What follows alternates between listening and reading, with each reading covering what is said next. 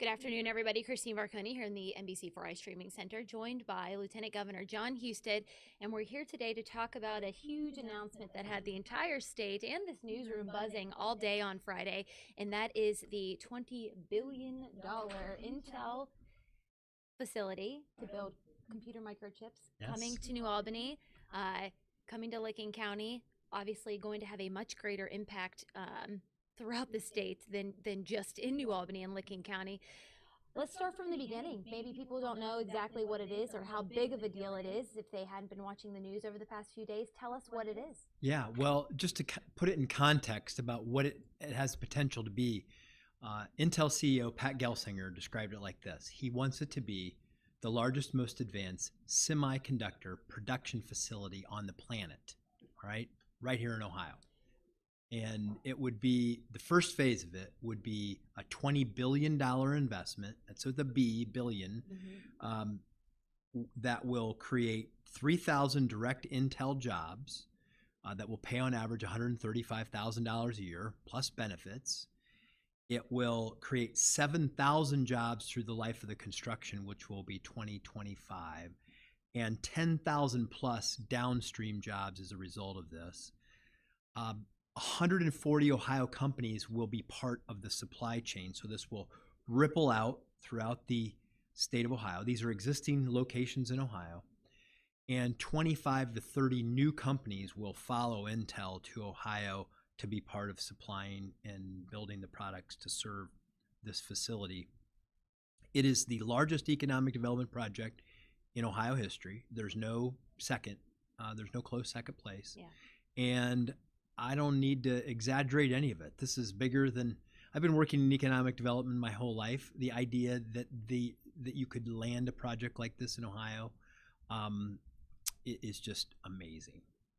How long has this been in the works, and how did you guys keep it under wraps for that long? Because I mean, we heard about it about a week out. Unbelievable. Well, it started in May. It started in May of 2021. So this was quick. So it was very quick for a project of this size. Yeah. Because understand, put the context about why this matters so much for America. Because this is an Ohio story, but it's also an American story. Sure. America used to make the majority of the microprocessors, the computer chips, semiconductors.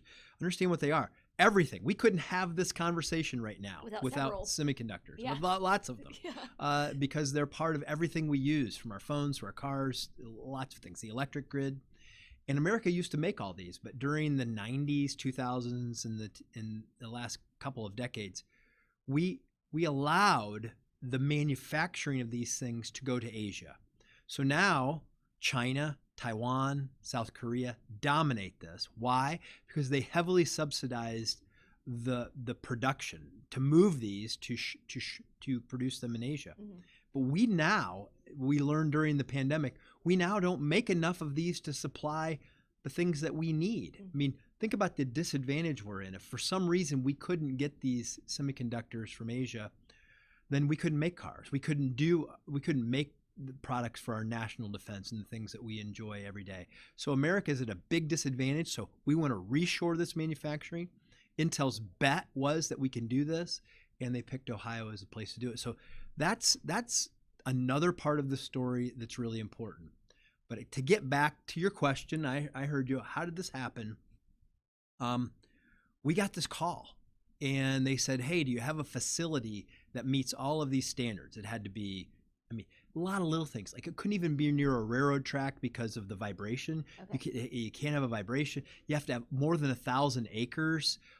It had to have the infrastructure. It had to have reliable electricity. It had to have access to a workforce.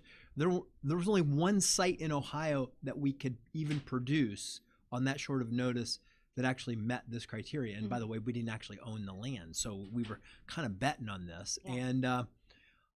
And so after a month, after we presented it to them, they said, okay, you're on the list, you qualified, but there are about 35 or 40 other locations on the list, and you should know you're a long shot. Okay. Right? So every great optimist, somebody tells you you're on the list, you're a long shot, you say, hey, I got a chance, right? We're going to do this. How do we go from being a long shot to being chosen in about, 6 months or so? because at every turn when they threw up, because to them, just think about this, they need to deliver this on time, right? We have a supply chain problem. They wanted to go a place where they trusted that the state and local governments would honor their word, that we would deliver it on time, that we could meet their benchmarks. And we just kept building confidence and trust in them along the way that we could do that. And I think that they, in the end, this is what we met with them after Friday, and I asked that question directly, like, what differentiated us? And people will talk about the incentive packages, they'll talk about, but everybody could do that. Yeah. Everybody could do what we could do. They just believed that we were going to be good partners, that Ohio wanted this. They felt that there were some places that wanted to dictate terms to them, that didn't really appreciate what they were up against, that maybe weren't going to be as welcoming. I think they felt like Ohio was a place that was a patriotic state where people wanted to work hard, that they appreciated manufacturing and manufacturing jobs. And I think they just felt confident that we could deliver, that we would be a great partner, and that's why they picked Ohio. Everyone keeps talking about also, and the Intel CEO kind of coined this phrase whenever he gave his CNBC interview Friday morning. It's Silicon Heartland. So we've got obviously the Silicon Valley, and then we've got Austin, which is a big up and coming place. And then I'm trying to remember the name of the one. They got some in Phoenix or near Phoenix. They got some in Oregon. But there's nothing really east of the Mississippi that they have. This is brand new. And understand, we don't do this. It's not like you can go to another, there's a lot of places we make cars, a lot of places we make products that are manufacturing, but we don't make semiconductors here in Ohio. So the idea that we do this is truly going to have ripple effects across Ohio. Every county in the state and people in every county in the state will benefit. But this puts the Midwest on the map. I think that also they talked about regulatory environment and they talked about good business environment. Look, we've had 30 companies in the last 2 years move or make new investments from the coasts in Ohio, because I don't think you're going to build manufacturing in California anymore. They've become such a difficult place to do business. And I think the Midwest has an opportunity to reshore much of the manufacturing that went overseas. Americans now are saying, hey, we really can't, we can make toys in other countries, but we can't make semiconductors in other countries. I mean, we have to make the things that we need here in this. And so that's why, I think they embrace what the Midwest is all about. Yeah, for sure. I do want to specifically, and you talked about the other states and them offering incentives as well.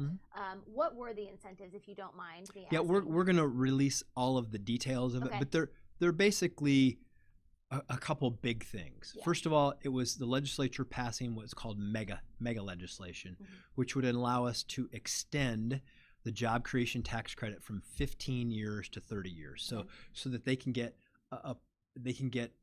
right now you pay taxes to the state. What we can do is use the money that they pay in return to help pay for the infrastructure and the construction of the plant. That's part of it.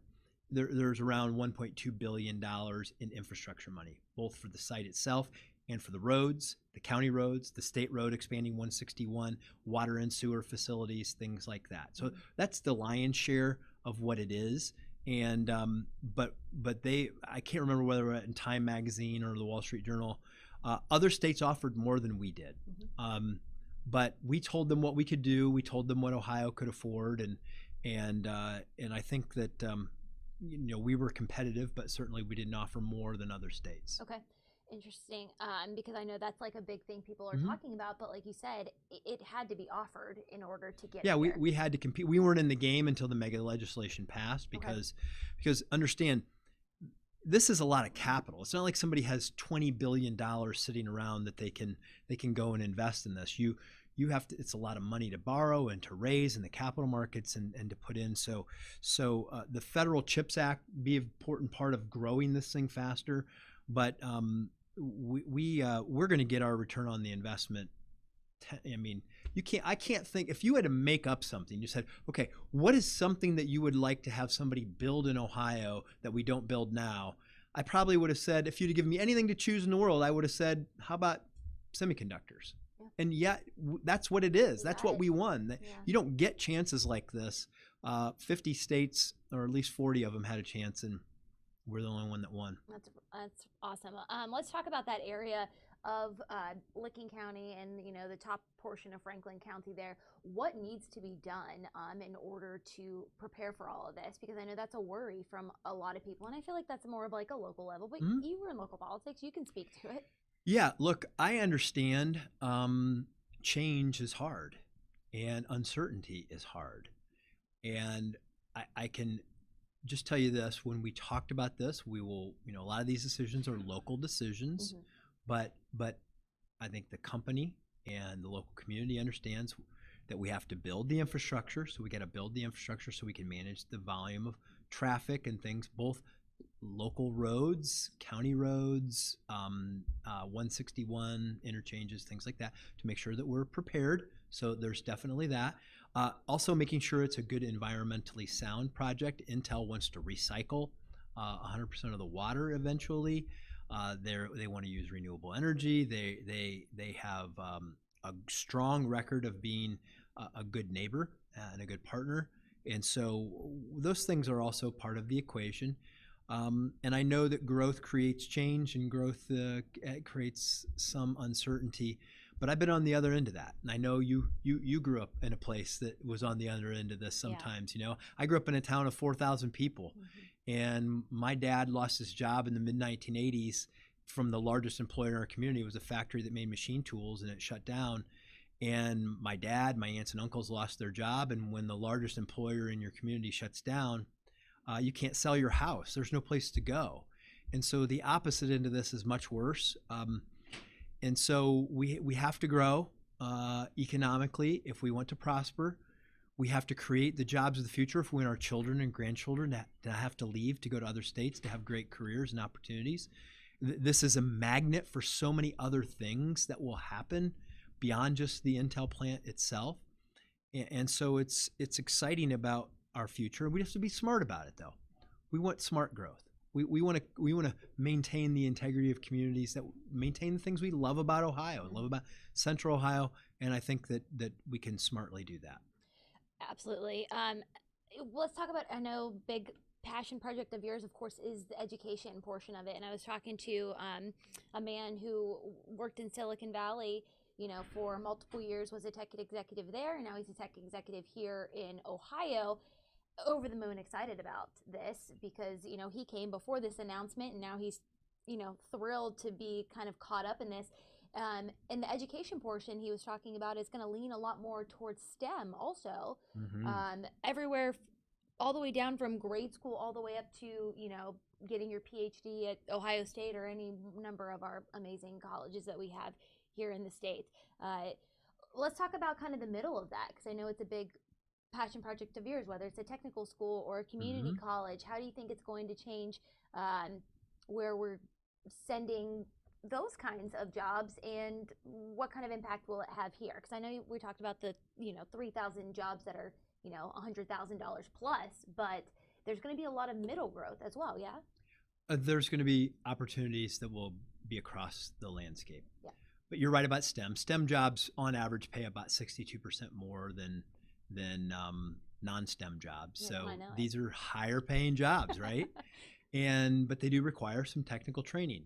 It's not just going to be PhDs in engineering, though. Yeah, there'll be bachelor's degrees in engineering, electrical, chemical, but also community college degrees that will offer certificates that will qualify you. Also, right out of high school, you're going to be able to get some of the credentials that you need to get the jobs that are going to be part of the supply chain. But they're technical skills. Would logic tell you that those middle jobs actually might come first with all of this building up of the infrastructure and the facilities? Look, let's just take this. There's 7,000 construction jobs that will come with this. So if you're an electrician, a plumber, a pipe fitter, a sheet metal worker, all kinds of construction jobs will come. We know that there will probably be more jobs than we have people to fill them, and so that will be a magnet for people to come from other places to come here. I know that I heard a story this morning. Somebody sent me an email about Ohio State getting calls from former graduates who live in California saying, "Wow, this is my ticket home." So there's going to be a lot of that. There are going to be plenty of opportunity, but we're going to be talking soon about where you go get those skills, because this is a project that's going to start construction this summer, fall, somewhere in that time frame, and it will open in 2025. So there's time to get the skills that you need to do this and to get one of these great career opportunities. And so there should be a lot of moms and dads or grandparents saying to their children and grandchildren, hey, let's look and see what we have here. Let's see how we can get you prepared. How did this set Ohio up for the future? It sets us up in a way that where we have an opportunity to grow a whole new economy over a generation. Understand, this is a whole new industry sector. This just doesn't happen. You don't get whole new industry sectors overnight, and it's happening. It's really happening, and so it sets us up great for the future. And I was getting a little geeky on you here, but let's. I mentioned this. Jobs come and go. Businesses come and go. At one point in time, we made candles, then we made light bulbs. We made carriages, then we made cars. Right now, we talk about battery-powered vehicles. Understand, every time a new battery pack and a motor that powers that car comes off the line, that's one fewer engine and transmission. We make engines and transmissions in this state, which means we'll make fewer of those. So things will come and go. Semiconductors are part of 300 different components, sub-industry sectors that you build things with. And so the opportunity to bring all of them and this to serve as a magnet for all of that really fuels the economy for the future. And because it's in central Ohio, look, it's not like you can go across the border very easily to another state. It's going to ripple throughout our entire state. Yeah. Anything else that you want to add? This, I feel like this is just, everybody's very excited about it and buzzing about it, but I know they want to see it here. And I know we talked to an economist, and he's like, I'm going to wait until it starts and is here. Like, how 100% are we on this? Yeah? Oh, 100%. Okay. Phase one is $20 billion, but understand, if the CHIPS Act passes at the federal level, and if we really commit as a country, and the businesses of this country commit to buying domestically produced semiconductors, this project can grow from phase 1 through phase 4, which every phase is the same growth. So it's 20 billion, 20 billion, 20 billion. It could add up also to have a packaging plant, could be $100 billion investment over the life of the project if we choose as Americans to win and reshore this. But phase 1 is coming. There's no equivocating on that. We can't build fast enough for them. The conversation that we had Friday evening with them was, how fast can we go? They use the term, we want to go at a torrid pace. It's a new line that you're going to hear me use a lot. Torrid pace, because that means as fast as we can go to get this done, because Intel has to compete, and we can't hold them up. We got to get it built. We got to get it going. We hope to be ready to roll in 2025. But the economic benefits are going to start immediately. They want to break ground, in the summer. And the societal impacts too. What do you think it's going to have on the greater Central Ohio area as far as a society? How is this going to change us? It's going to create educational opportunities, job opportunities. It's a rising tide that lifts all boats, because the more excess money they have in their pockets, they go to entertainment venues, they go to restaurants, they can afford to buy a car, all the other things, all the other businesses that support a community get lifted up because you have more money circulating inside your community. That's what it will do for everyone. And I also, for the engineers and the geeks out there, maybe we're going to learn a little bit more about science and just how much, it's fascinating. There was an article in the Wall Street Journal that talks about nanotechnology. They're talking about building things that are, billions of well, let me put it this way. We're going to be building things at the atomic level. That's wild. You take the one piece of human hair, you can fit thousands of transistors on the width of something that's a human hair. This is the kind of thing that they're building. That's why when they were looking for a site, you couldn't even have any vibration, because even the slightest vibration, harms the process for building these. So we're gonna have a lot more scientists. We're gonna have a lot more engineers. We're gonna have a lot more people that are gonna really embrace and build high-tech future, high-tech manufacturing future for Ohio. All right, that's exciting for everybody. Really looking forward to it. Anything else that you would like to add that I haven't asked you? No, I hope to be back talking about the places to go get trained and get the job training for the jobs that are coming. Well, of course, we'd love to have you back. All right, thank you so much, Lieutenant Governor. Hey, thank you all so much for watching. Really appreciate it. As always, everybody, if you want to check out the entire interview again, you can head to NBC4i.com here shortly, and then I will also have some clips of it starting during First at 4 as well. Thank you, Lieutenant Governor, for being here. As always, appreciate it. Great.